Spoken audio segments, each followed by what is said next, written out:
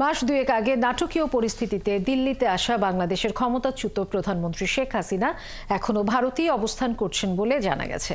মঙ্গলবার বিবিসি বাংলার অনলাইন প্রতিবেদনে এই খবর দেয়া হয়েছে।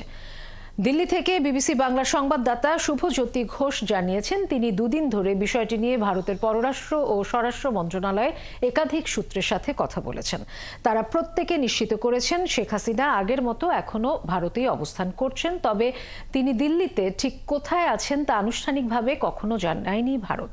তবে সেই লোকেশন যে গত কয়েকদিনে মোটেও পাল্টায়নি সে কথাও জানানো হয়েছে। দিল্লির সাউথ ব্লকের উচ্চপদস্থ সূত্র বিবিসির কাছে এমনও বলেছেন যে পরিস্থিতি আসুক না কেন, শেখ হাসিনা এই মুহূর্তে ভারতের সম্মানিত অতিথি। তিনি যদি পরে তৃতীয় কোনো দেশে যানও, সেটা নিয়ে ভারত লুকাছাপা কোনো কারণ নেই। ফলে শেখ হাসিনা গোপনে সংযুক্ত আরব আমিরাতের মতো কোনো দেশে পাড়ি দিয়েছেন, এসব খবরকে সম্পূর্ণ ভিত্তিহীন বলে উপেক্ষার পরামর্শ দিয়েছে ভারত।